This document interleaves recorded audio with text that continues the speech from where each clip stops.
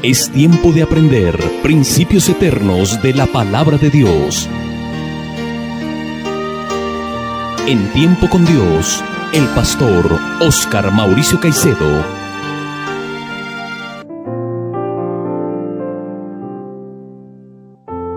Qué gran alegría poder reunirnos una vez más en este nuevo día que el Señor nos regala para seguir estudiando la bendita palabra de Dios. Damos gracias a Dios por esta maravillosa oportunidad. Antes de iniciar nuestro estudio, vamos a encomendar esta enseñanza en las manos del Espíritu Santo para que Él nos guíe y sea de mucho provecho a nuestra vida. Oremos.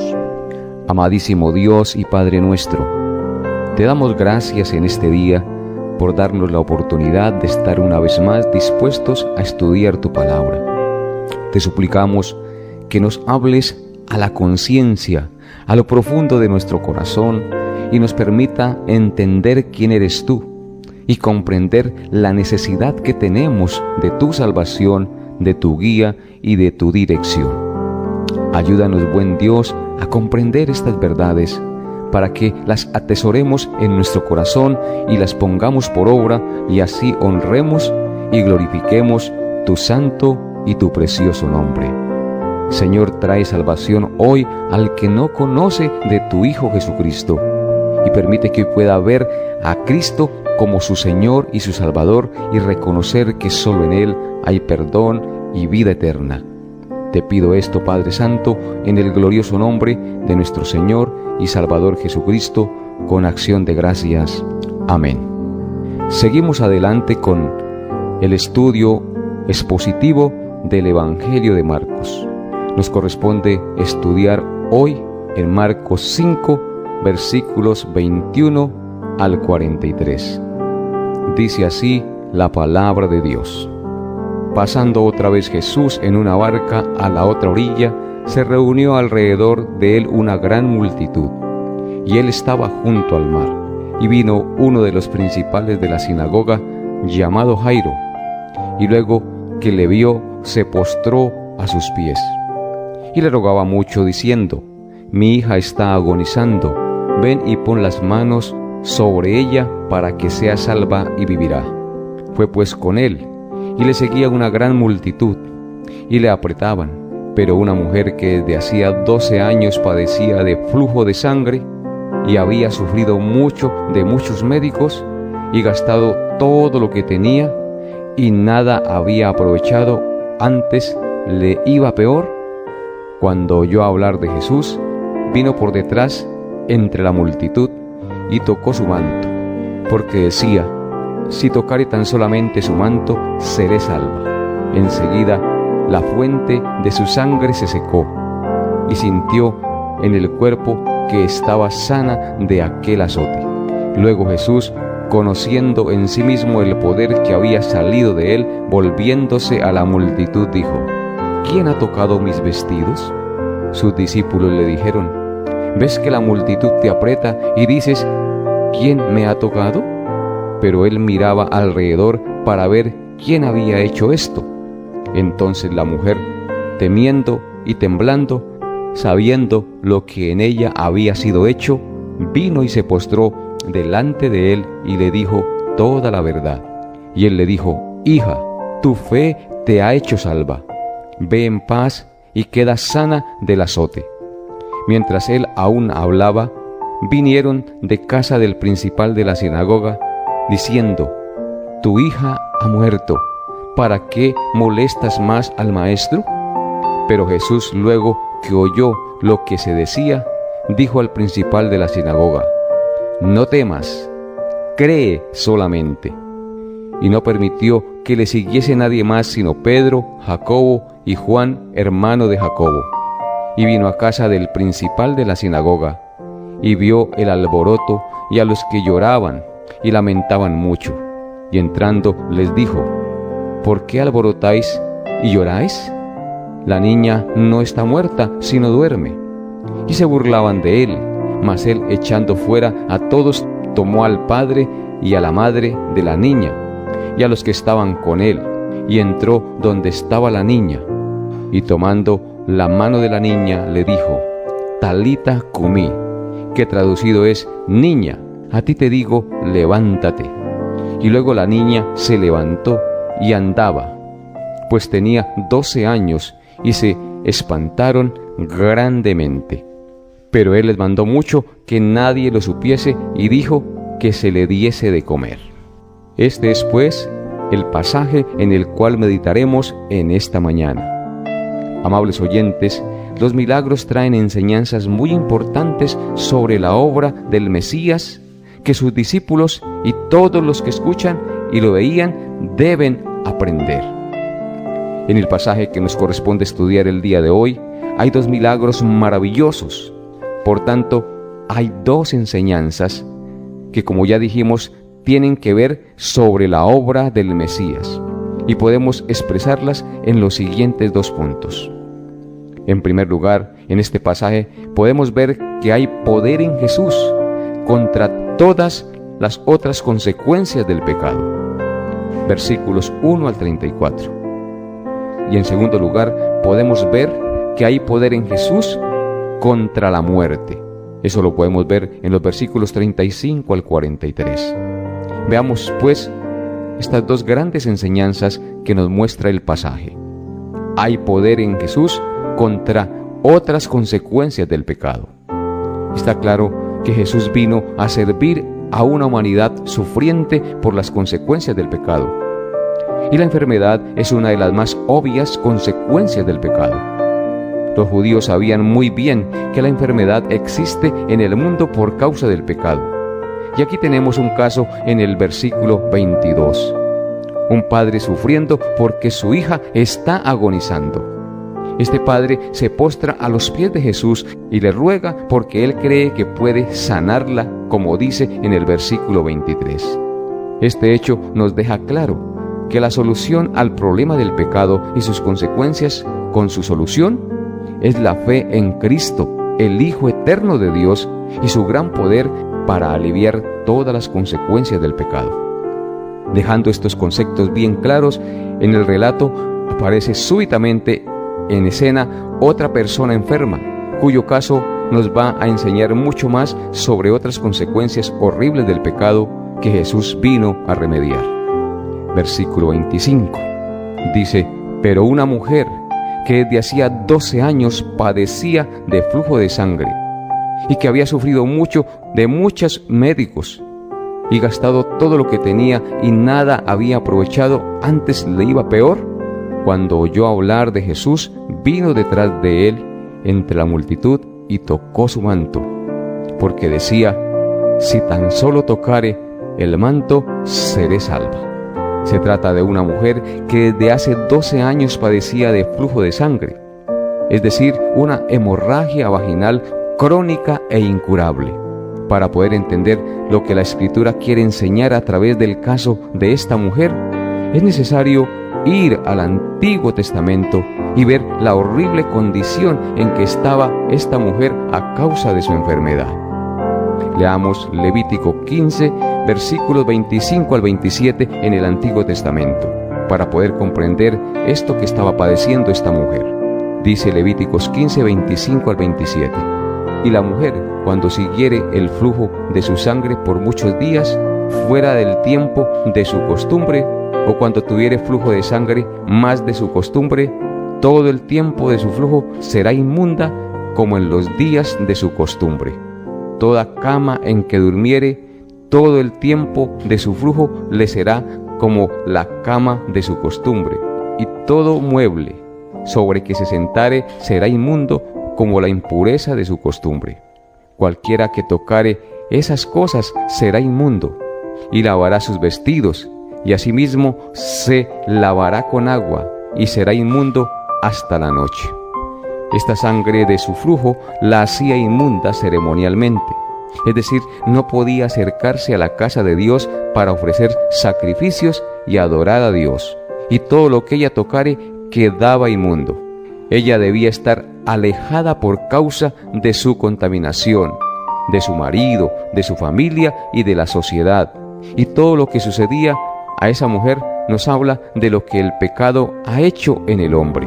El pecado nos impide acercarnos a Dios. destruye nuestras relaciones más íntimas y daña a la sociedad. Eso es un ejemplo de lo que hace el pecado en el ser humano. Pero Jesús estaba allí para remediar todas las malas consecuencias que había traído el pecado al género humano, y esta mujer lo sabía. Es interesante anotar cómo el versículo 26 nos dice que su enfermedad era incurable. Esto para resaltar que solo Cristo no solamente puede curar una enfermedad incurable, sino que también tiene el poder para curar la enfermedad más letal e incurable del género humano, es decir, el pecado. La mujer sabía que ella era pecadora y que su enfermedad era por causa del pecado, y que la paga del pecado es la muerte, o sea, la separación eterna de Dios. Por eso decía que al tocar a Jesús sería salva, no solamente sana de su enfermedad física, sino de la causa de su enfermedad, es decir, el pecado. Para los judíos, llegar a ser sano es llegar a tener el perdón y la limpieza de sus pecados, es decir, llegar a ser salvos.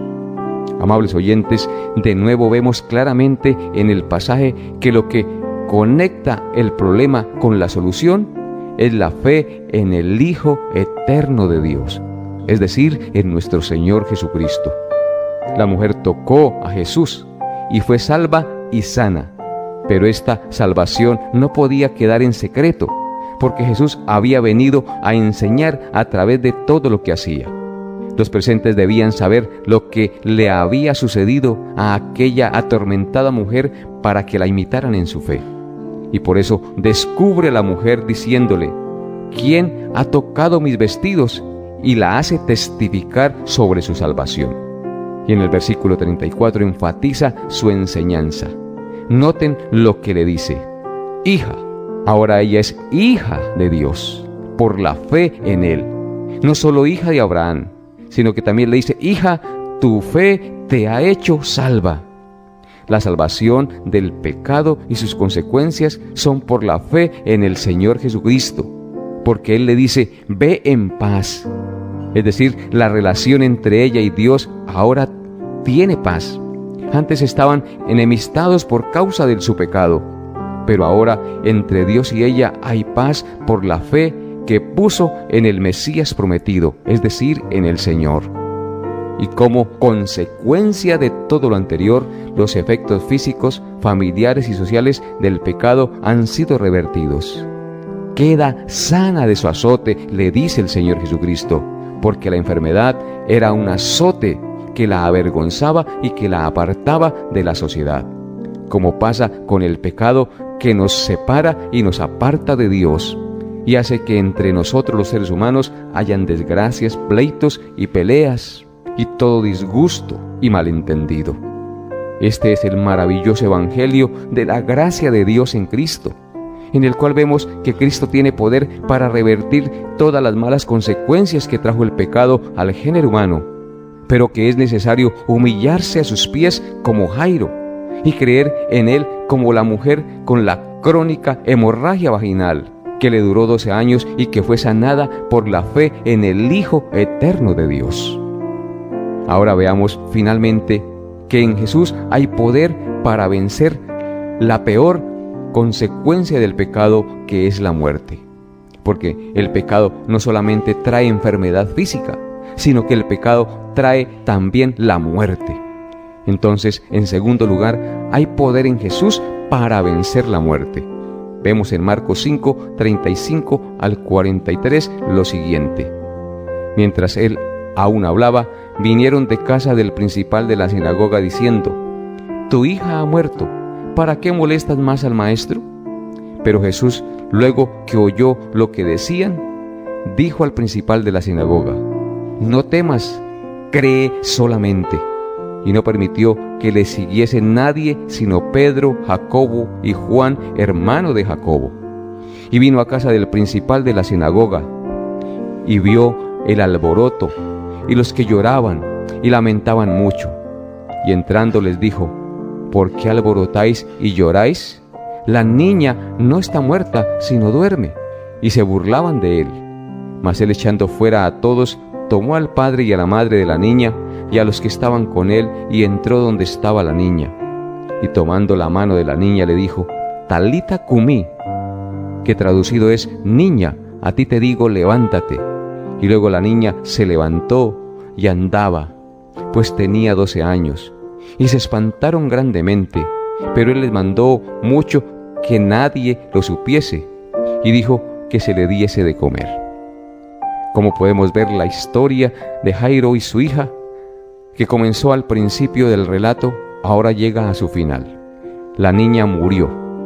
Y la pregunta de los portadores de la noticia a Jairo refleja su gran ignorancia sobre quién es Jesús, porque le dijeron: ¿para qué molestas al maestro si la niña ya murió? Amables oyentes, aparentemente la muerte no tiene remedio, porque la realidad nos muestra que todos un día moriremos. Pero si ustedes conocen quién es Jesús y cuál es su obra, sabrán que la muerte sí tiene remedio. Esta es la noticia más maravillosa que podemos entender acerca de la obra de Cristo. Entonces la pregunta es: ¿por qué existe la muerte física?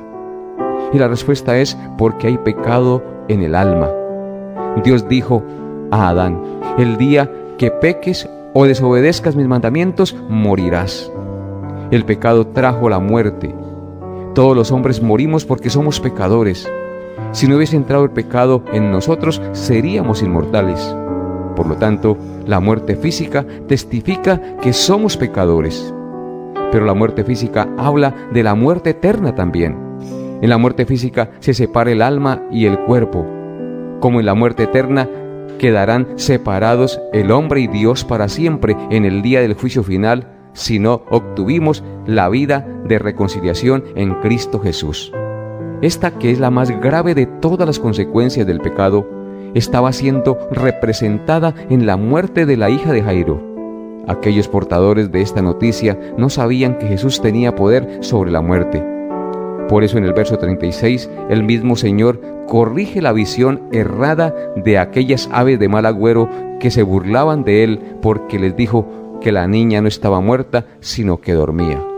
Por tal razón, el Señor inyecta fe a la fe que Jairo tenía, diciéndole: no escuches a estos ignorantes, la muerte será vencida, solamente continúa creyendo en mí.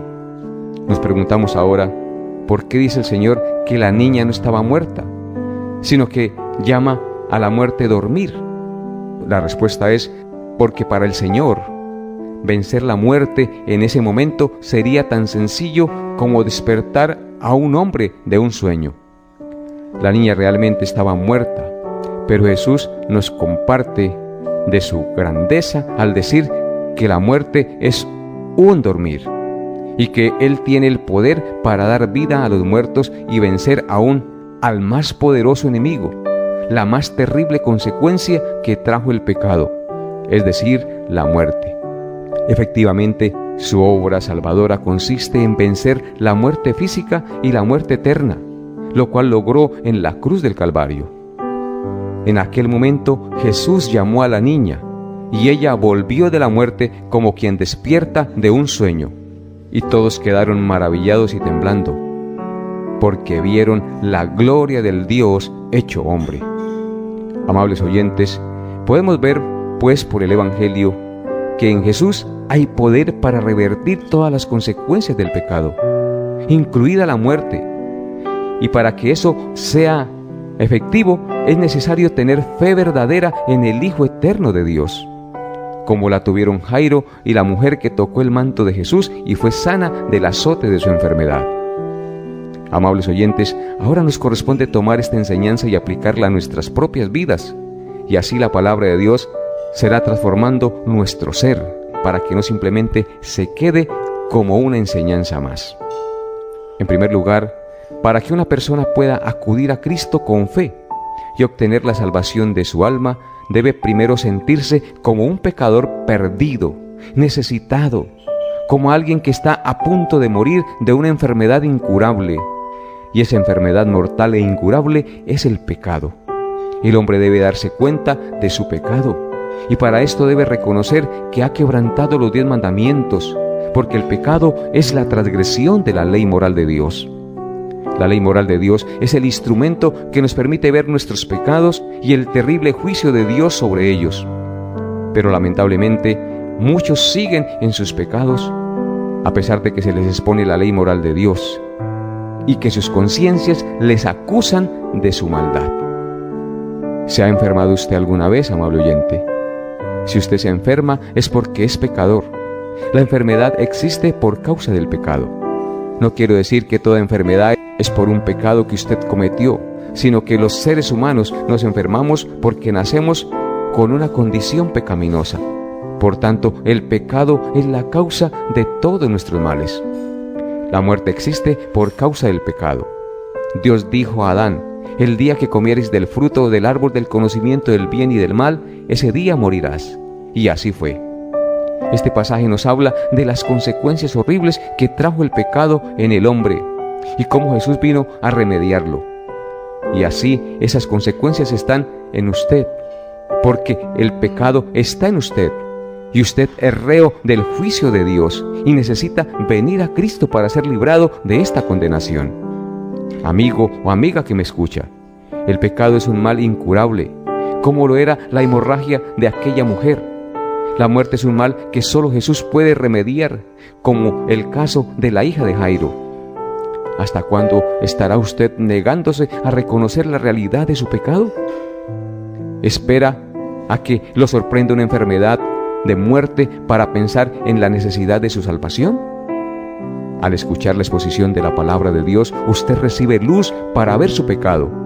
Por lo tanto, no se resista más.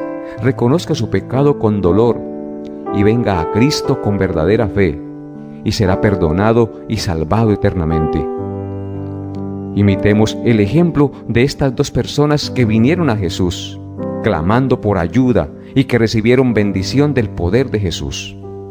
Vemos que Jairo, el principal de la sinagoga, el cual era un fariseo, se postró ante los pies de Jesús. Eso significa que se humilló y reconoció la necesidad de Cristo para su vida y la de su familia. Pero lamentablemente, algunos hombres y mujeres son demasiado soberbios y no se quieren humillar delante de Dios. Pero, amable oyente, si tú eres uno de ellos, sepa que tal rebelión y tal orgullo le costará el castigo eterno. Por lo tanto, los soberbios humíllense hoy ante Jesús, porque el que se enaltece será humillado y el que se humilla será enaltecido. Finalmente, imitemos a aquella mujer que tocó a Jesús. Hoy no es posible tocarlo físicamente, pero sí podemos tocarlo por medio de la fe. Recuerda que lo que pone en contacto el problema de tu pecado y sus consecuencias con la solución es la fe verdadera en la obra de la cruz. En la cruz Cristo sufrió el infierno para que los que creen en Él no tengan que sufrirlo. Toca a Jesús por la fe, confía en Él y serás salvo eternamente.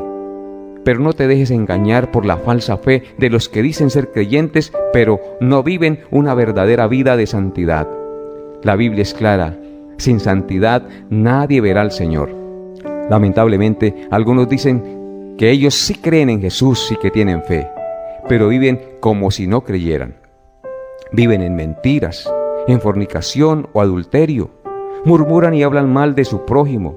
Son orgullosos, no perdonan, odian, no honran a sus padres, violan el día de reposo, toman el nombre de Dios en vano, miran pornografía, son avaros. Sin embargo, cuando pasan por una capilla o un cementerio, se echan la bendición y asisten a los cultos religiosos y hasta participan de la cena del Señor creyendo que son muy buenos.